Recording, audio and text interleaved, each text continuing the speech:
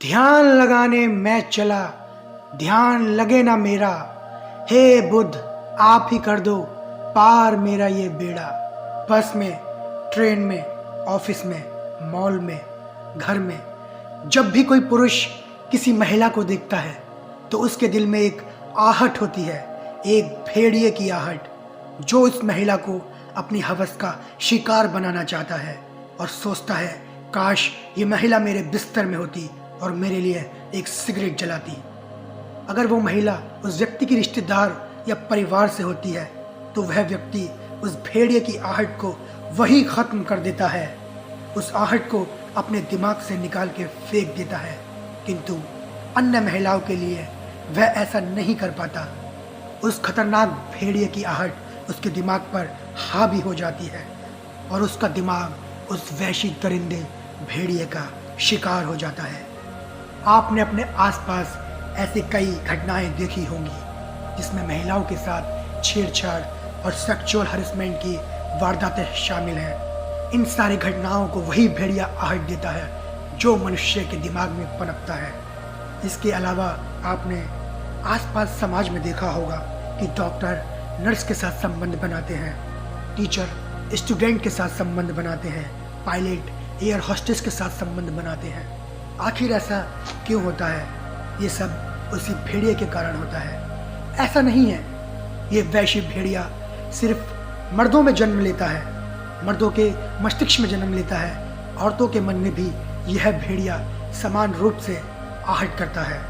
कभी कभी यह भेड़िया आदमी के दिमाग पर इतना हावी हो जाता है कि आदमी हर वक्त काम वासना में डूबा रहता है। सोचने वाली बात यह है कि ज़्यादा काम वासना में डूबने का क्या परिणाम होगा। कभी कभी यह परिणाम इतना भयंकर होता है कि आदमी बाप बनने की शक्ति भी खत्म कर देता है। आज जो मैं आपको गौतम बुद्ध की कहानी सुनाने वाला हूँ, उसमें हम जानेंगे कि काम वासना क्या होती है, ये इंसान के दिमाग में कैसे पनपती है और इसको दूर करने के क्या उपाय हैं। इससे पहले कि मैं ये कहानी शुरू करूँ और आप इस कहानी में खो जाएं, अगर आपने हमारा चैनल सब्सक्राइब नहीं किया है तो इसे सब्सक्राइब कर लें। एक बार एक जवान लड़का गौतम बुद्ध के पास आया और बोला, हे बुद्ध, मेरे मन में इतने अश्लील विचार क्यों आते हैं? मेरे मन में काम वासना के विचार चलते रहते हैं जिनके बारे में सोच सोच कर मैं अपना बहुत सा समय और ऊर्जा को बर्बाद कर देता हूँ, जिनकी वजह से मैं कभी शांत नहीं रह पाता और हमेशा ही लड़कियों के प्रति आकर्षण महसूस करता हूँ। बुद्ध ने मुस्कुराते हुए कहा, क्या तुम्हें पता है कि काम वासना क्या होती है? लड़के ने कहा, हे बुद्ध, मुझे ये नहीं पता है कि काम वासना का क्या मतलब है, लेकिन ये जो भी है बहुत बुरी है। बुद्ध ने कहा, सबसे पहले तो तुम ये समझो कि प्राकृतिक रूप से जो भी कुछ हमारे अंदर है वह बुरा नहीं है। हमारे जीवन में उसकी ज़रूरत है। वासना एक प्रकार की भावना है जो हमें किसी न किसी चीज़ की कमी का एहसास दिलाती है। फिर हम उस चीज़ की पूर्ति के लिए उसकी तरफ आकर्षित होना शुरू कर देते हैं। जैसे अगर किसी के पास धन की कमी है तो उसमें धन के प्रति आकर्षण यानी धन की वासना उत्पन्न हो जाएगी। वासना कुछ और नहीं बल्कि एक प्रकार की कमी है, एक प्रकार की ज़रूरत का एहसास है। अगर ये ज़रूरत शारीरिक हो तो हम इसे काम वासना कहते हैं। लड़के ने कहा, हे बुद्ध, यह तो मैं समझ गया कि काम वासना क्या है, लेकिन ये हमारे अंदर कहाँ से आती है, ये कैसे उत्पन्न होती है? बुद्ध ने कहा, काम वासना कहीं से आती नहीं बल्कि प्राकृतिक रूप से हमारे अंदर मौजूद होती है और इसका होना ज़रूरी भी है, क्योंकि यही मानव जाति के विस्तार का आधार है। लड़के ने कहा, अगर काम वासना हमारे अंदर प्राकृतिक रूप से मौजूद है तो लोग इस काम वासना को गलत क्यों बोलते हैं? बुद्ध ने कहा, यह एक बहुत बड़ी समस्या है कि काम वासना को लोगों ने गलत नज़रिए से देखना शुरू कर दिया है, इसे दबाने की कोशिश शुरू कर दी है। काम वासना का होना गलत नहीं है बल्कि काम वासना का बेलगाम होना गलत है। केवल उसी के बारे में सोचना, केवल उसी के लिए जीना, केवल उसी को अपना लक्ष्य बना लेना बहुत गलत है। बुद्ध ने उस लड़के से पूछा, क्या तुम्हें पता है कि जानवरों में भी काम वासना होती है?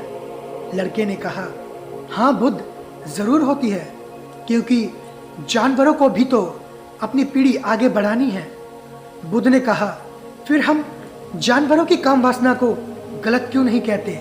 लड़के ने कहा, पता नहीं बुद्ध, आप ही बताएं। बुद्ध ने कहा कि जानवर अपनी काम वासना का उपयोग केवल संतान उत्पन्न करने के लिए करते हैं, उससे खुशी प्राप्त करने के लिए नहीं, और ना ही सुख भोगने के इरादे से, क्योंकि जानवरों को प्रकृति ने इतनी सोचने समझने की क्षमता नहीं दी कि वे अपनी काम वासना को क्षणिक सुख का आधार बना सके, जबकि हम इंसान अपनी सोचने समझने की क्षमता का उपयोग करके प्रकृति में पाई जाने वाली हर चीज को अपने सुख और आनंद के लिए उपयोग करने का प्रयास करते हैं। हम इंसानों ने काम वासना के साथ भी यही किया है, इसे अपने आनंद और भोग का आधार बना लिया है। जिस भावना को प्रकृति ने मानव जाति का अस्तित्व बनाए रखने के लिए हमारे अंदर डाला था, उसे हमने अपने जीवन का सर्वोपरि लक्ष्य बना के रखा हुआ है, और इंसानी काम वासना का ये बेलगाम होना ही उसके गलत होने का कारण है। हे बुद्ध, मगर ये काम वासना हावी क्यों होती है? इसके बेलगाम होने का क्या कारण है?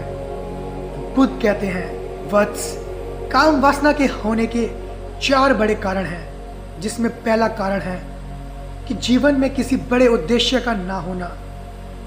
बुद्ध ने उस लड़के से पूछा, जब तुम किसी काम में व्यस्त होते हो तब क्या तुम्हारे दिमाग में अश्लील विचार आते हैं? लड़के ने कहा, नहीं बुद्ध, जब मैं व्यस्त होता हूं तो मेरे दिमाग में अश्लील विचार नहीं आते हैं। बुद्ध ने कहा, हमारा दिमाग केवल एक बार में एक ही चीज के बारे में सोच सकता है, इसलिए हमारे दिमाग में कोई दूसरे विचार चल रहे होंगे तो अश्लील विचार नहीं आ सकते। अगर हमारे जीवन में कोई बड़ा और स्पष्ट लक्ष्य है और हम उस लक्ष्य के प्रति पूरे तरीके से समर्पित हैं, तो हमारे पास कभी इतना समय ही नहीं होगा कि ये गलत विचार हमारे मन में घर कर सके। और अगर ऐसे विचार उठते भी हैं तो हमारे मजबूत लक्ष्य के विचार उन्हें आसानी से हमारे मन से खत्म कर देंगे। लेकिन असल समस्या तो यही है, अधिकतर लोगों के पास मजबूत लक्ष्य है ही नहीं। बुद्ध ने कहा कि काम वासना का दूसरा बेलगाम होने का कारण है समाज के द्वारा इसे लगातार दबाए रखने की कोशिश करना। लोगों के एक बड़े तबके ने कामुकता को हमेशा ही शक की नज़र से देखा है, और इसका सबसे बड़ा कारण है कि हमने अपने यौन अंगों को शरीर के बाकी अंगों की तरह स्वीकार नहीं किया, जबकि हमारे यौन अंग भी हमारे बाकी अंगों जैसे हाथ, पैर, मुंह आदि के समान एक अंग हैं जो अपना काम करते हैं, जिन्हें प्रकृति ने उन्हें बनाया है। लेकिन हमने ही इन प्रजनन अंगों को ज़्यादा ही रहस्यमयी बना दिया है। जब कोई चीज़ रहस्यमयी बन जाती है तो उसके प्रति लोगों की एक अलग ही रुचि जागृत हो जाती है, जिसकी वजह से लोग जाने अनजाने में काम वासना के प्रति आकर्षण महसूस करते हैं। बुद्ध ने आगे कहा, जब किसी विचार को दबाने का, उसका दमन करने का प्रयास किया जाता है तो वह विचार और ज़्यादा मजबूती के साथ उभर के आता है, और यही काम वासना के विचारों के साथ भी किया जा रहा है। बुद्ध ने कहा, अगर मैं तुमसे कहूँ कि तुम आम के बारे में मत सोचना, तो तुम्हारे मन में पहला चित्र किस चीज़ का आया? लड़के ने कहा, बुद्ध, मेरे मन में पहला चित्र आम का ही आया। बुद्ध ने कहा, इसी प्रकार जब हम अश्लील विचारों को जबरदस्ती रोकने का प्रयास करते हैं तो वो और मजबूती के साथ हमारे अंदर उभरते हैं। इसलिए हमें कभी भी इन विचारों को दबाने की कोशिश नहीं करनी चाहिए। लड़के ने कहा, हाँ बुद्ध, ये तो मैंने भी महसूस किया है। बुद्ध ने कहा, इंसानों में कामुकता हावी होने का तीसरा मुख्य कारण है हमारा अपने विचारों के प्रति जागरूक ना होना।